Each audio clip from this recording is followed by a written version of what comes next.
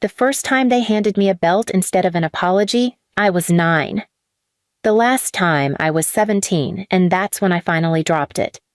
I grew up in a house where obedience was the currency, where my brother Evan could smash a vase and I'd still be blamed because I hadn't vacuumed the hallway that morning, where girl meant servant and son meant royalty. It wasn't just chores, it was language. You need to earn your spot in this family. She'll make a decent housewife if nothing else. Don't talk back, be useful. That last one I heard more times than I heard my own name. Please subscribe to our channel and tell us in comments from where are you watching this video.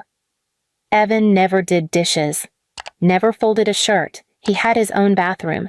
I was expected to clean both. My parents said it built character. When I asked why Evan didn't need any, my dad said, "Because he's a boy. You'll understand when you're older." I'm older now, and I understand. It wasn't about gender. It was about control. It was a Sunday morning when everything broke. I had just finished ironing Evan's clothes, his clothes for a party I wasn't even invited to. I came downstairs to find him sitting at the table, drinking the last glass of orange juice. "Did you save any for me?" I asked, sweating through my shirt. He laughed. "You're lucky I don't make you peel the oranges." I snapped, not loudly, not even rudely. I just said, "Peel them yourself." He stared. So did my mom. "What did you just say?" she said slowly, like her ears couldn't believe it. "I'm done," I said, breathing fast. "I'm not doing his chores anymore. I'm not his maid." That's when my father stormed in like a switch had flipped somewhere upstairs. He didn't ask what happened. He didn't care. He went straight to the drawer. The belt drawer. I backed away. He didn't.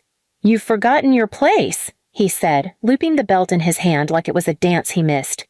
My mom didn't stop him. Evan smiled like it was TV. I didn't beg. I didn't run. I stood there, and when the leather hit my side, I didn't cry. Not because it didn't hurt. It did.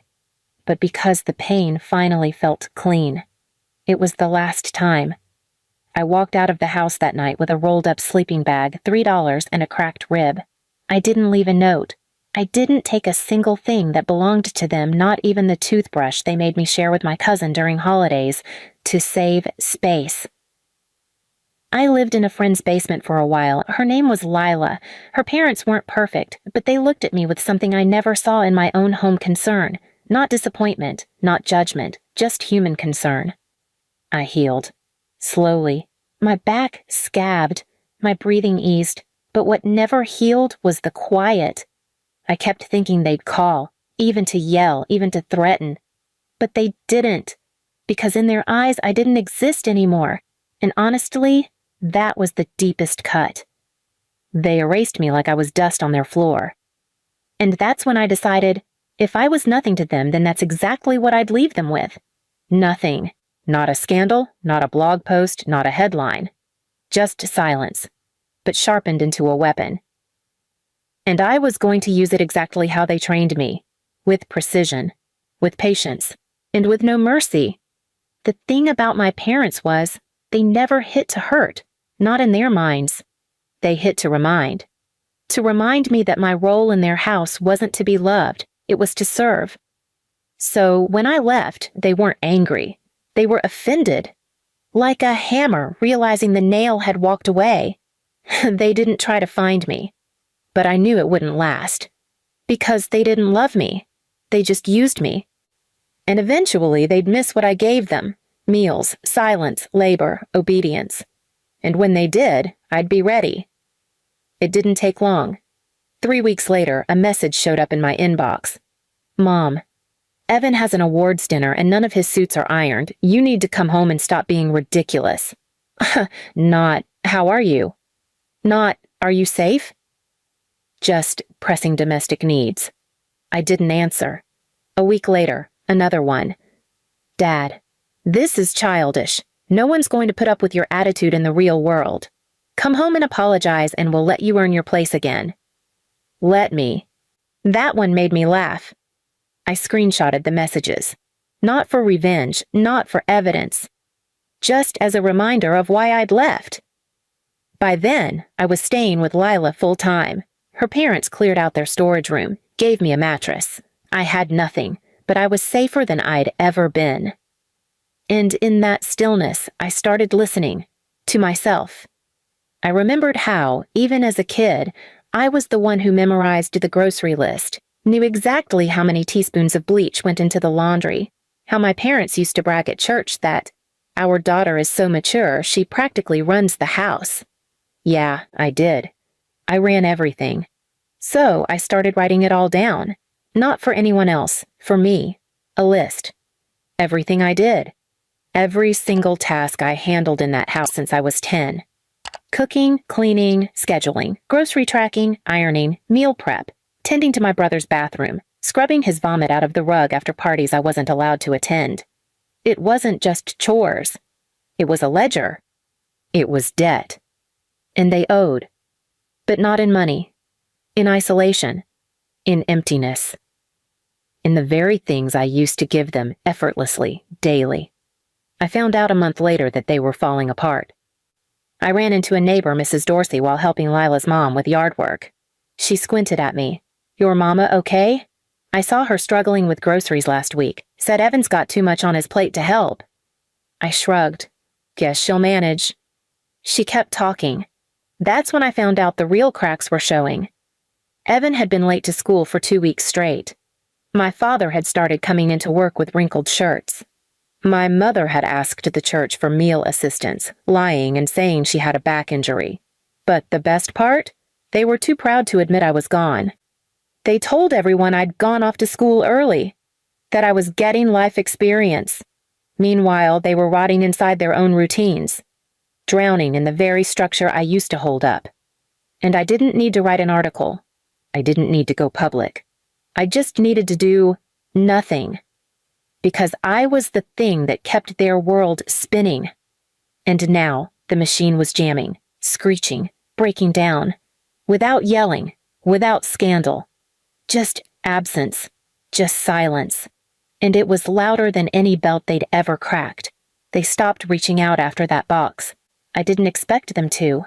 When I dropped it on their porch, every scrap of obligation they'd ever tossed at me, birthday cards with backhanded messages, the cheap locket my mom gave me to remind you we didn't have to keep you, every list they ever made taped to the fridge with my name on it, I didn't leave a note.